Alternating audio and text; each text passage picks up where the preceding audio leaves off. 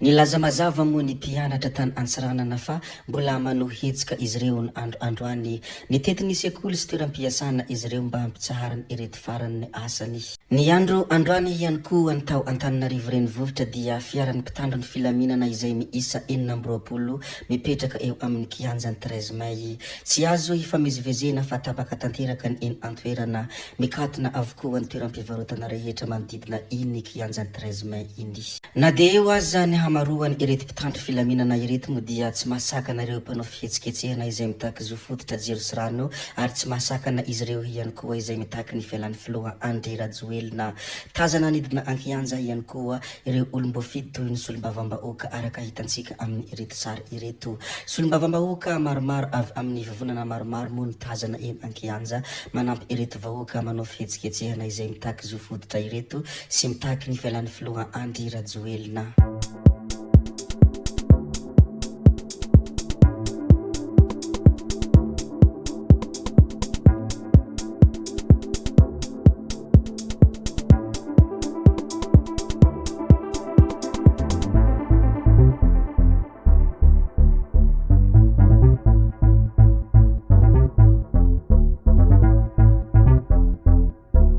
Hilaza kely ny raha politika izay malaza any ivelany moa isika mialohany hiverenantsika indray eto a Madagasikara. Izy ity moa dia zavatra mitranga any la Frantsa.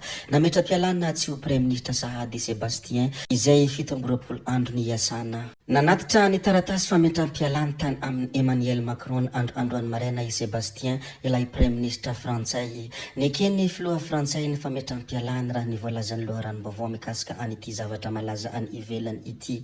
Isan'ny antony nandraisany izao fanapahan-kevitra izao ny fisian'ny fanoherana ataony antoko mpanohitra sy ny pomba ny fitondrana sy ny tsy fankasitrahany maro taoriany nanambarany ireo mpikambana mandrafitra ny governemanta vaovao najangany ny andron'ny alahady hariva. Raha tsy ahivina moa ny mikasika an'ity Premier Ministre izay nametra-pialana ity moa dia ny 9 septambra lasa teo moa izy no voatendry ho Premier Ministre nandimba any Andriamatoa François izay niala tamin'ny toerany rehefa tsy natokisany solombavam-bahoaka maro nandritrany ny vote de confiance. Izao moa izy dia nametra-pialana indray.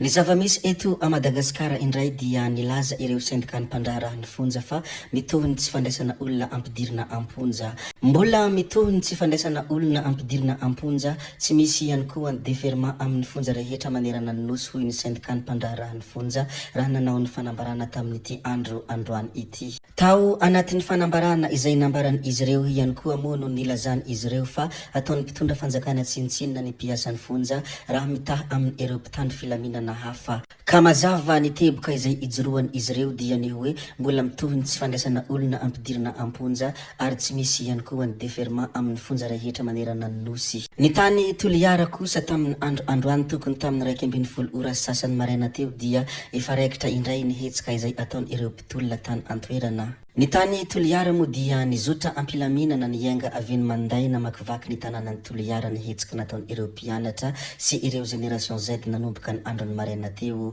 Nohon tonga teo sans fil dia nanao sakandalana ny RN7 ireo mpianatra rehefa nahita ny mpitandro ny filaminana. Taorian'izay moa dia nisy ny fifampiresahana ka nomena alalana hiazo ankianjan'ny demokrasia izy ireo. Tampoka teo anefa dia nirefitra ny bomba mandaja-dranomaso avy amin'ny mpitandro ny filaminana. Araka ny loharanom-baovao avy any antoerana moa dia misy maratra ireo mpitolona voatoto vodimbasy teo amin'ny masony. Izany moa ny zavantranga teny Toliara ny androany nandritra ny fihetsikehtsehana sy tolona izay nataony ireto mpianatra ireto izay mitaky ny fialan'ny filoha Andry Rajoelina sy mitaky ireo rehetra izay tsirariny eto amin'ny tany sy ny fanjakana. Fa ny zava-misy any Tamatavina Toamasina kosa dia miasa ihany ny bureau-douane ao Toamasina fa misy fepetra manokana. Raha ny mailaka nalefa ny bureau-douane tamin'ny mpandraharaha dia miasa ihany izy ireo ny androany latsinainy mba tsy hampikatso ny toe-karena. Ny ao Toamasina izay hiankina ny seranantsambo dia misy fepetra fiarovana ny raisina araka ny lamina manokana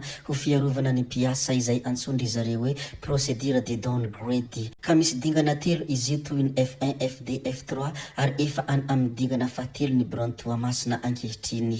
Ary isan'ny fepetra ny mpiasa ambirao izay manao télétravail. Nilaza ihany koa ny bureau douane fa raha misy misy fanazavana fanampiny ilaina ny olona hanandraha dia miantso antarobia amin'ny laharana enimpolo sy telonjato na hoe numéro 360. Natao mo iny zavatra misy fepetra iny ny tany amin'ny Brandon Toamasina mba tsy hampikatso ny toekarena ny tena antony izany. Fa ipanakanto Njakatiana dia nanome hafatra ho an'ny tanora ny tao anatin'ny pejiny androany. Natezitra olona maro moa ity fanambarana izay nambaran'ny Njakatiana ity ka nahatonga Rosy nitondra valankafatra ho an'ny Njaka. Toy izao moa ny hafatra izay metefa amin'ny tanora nalefa Njakatiana.